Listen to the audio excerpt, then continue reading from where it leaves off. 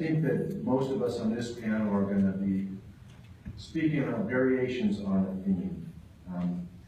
We hear a lot about comprehensive care, holistic care, patient-centered care, but I'm not sure that we have really plumbed the depths of what that means and how important that is to all of us.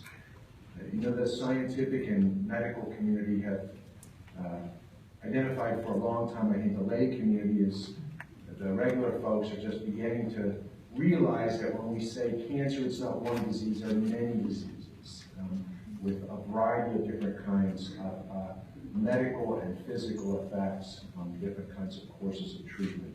But virtually all of them have profound and deep effects that go beyond the physical and medical. They include emotional, spiritual, social, financial, practical concerns.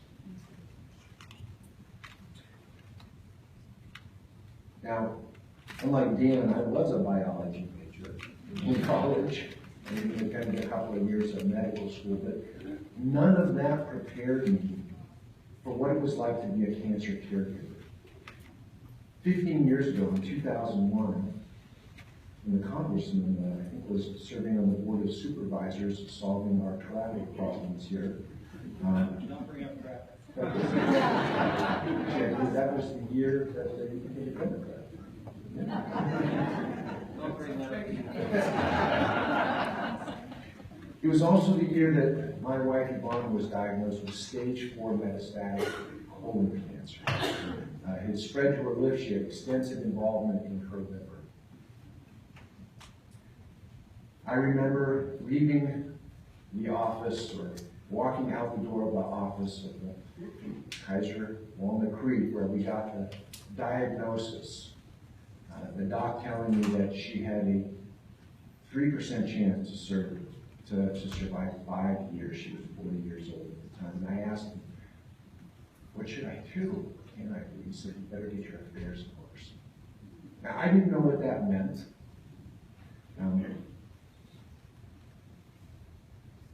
After a couple of tumor boards, actually, our treatment team had a variety of opinions about how to treat her. The majority recommended a palliative approach. In fact, her first surgery and chemotherapy were just to keep her comfortable and really to prepare her for end stage in hospice care. But a surgeon at the time recommended to me that we take a more aggressive approach to try a procedure on her liver that was new at the time, to give her a hyperdose, a regimen of chemotherapy. And other parts of our treatment team will recommend, no, she can't stand that. It's going to be a world of hurt for no results. And when she was so sick, the treatment decisions were really in my hands, and I was faced with the most vexing and profound decision I could ever make in my life, to try to fight for her life or to ease her pain. I had no idea how to make that decision. I had no idea how to talk about it with my doctor. I had no idea how to work with a medical team to keep them intact, keep them as our allies, even if I disagreed with some of them. Yvonne had, along the way, lost about 20% of her weight. She was wasting away. In fact, the initial chemotherapy, a metal-based chemotherapy, left a metallic taste in her mouth that made it difficult for her to eat her off food altogether. I didn't know what to feed her. I didn't know how to get her to eat it, to just put some more weight on my loved one, whose legs were looking like my arms. We had 3 children at the time. We still have 3 children. The youngest was 8 years old, and they all wanted to know, why doesn't mom work anymore? Why is she going to the hospital all the time? Why does she look like that? Is she going to die? I had no idea what to tell them. I had no context of how they would take that information.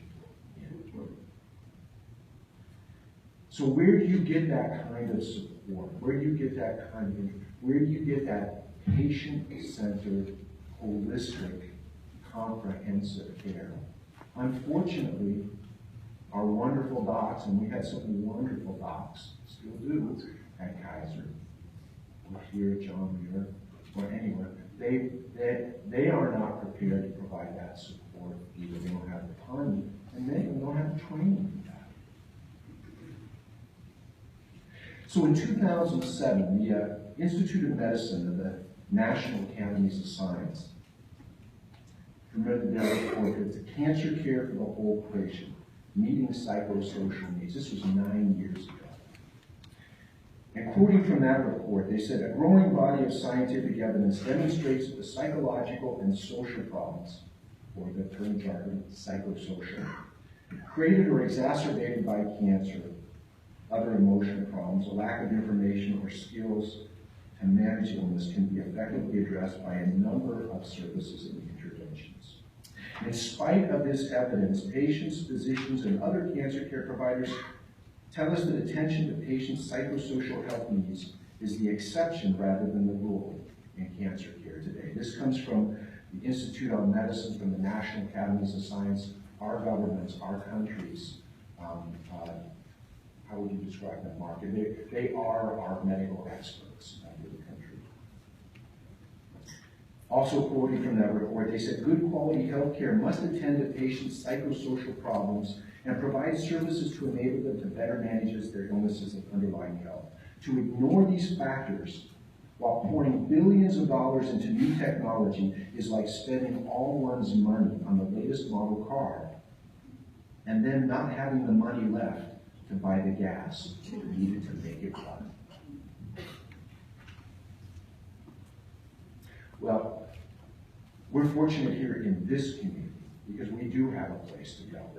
A nonprofit organization that I went to 15 years ago and got the help I needed to make a decision to figure out how to straighten out our finances, what to tell our children, where we could get counseling, where our kids could get counseling, where we could learn how to where we could participate in adapted exercise programs to increase our strength, where we could learn how to take care of ourselves, become healthier, happier, and it's called Cancer Support Community. It's here in Walnut Creek.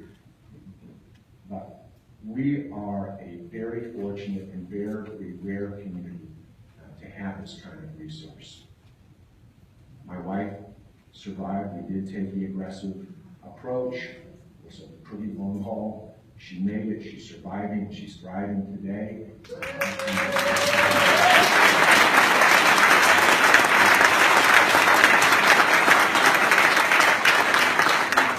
And out of gratitude, of course, I was eager to come back and work with this organization that had served me and my family. And as Mark said, I've been able to serve as the administrator of the organization for the past 10 years.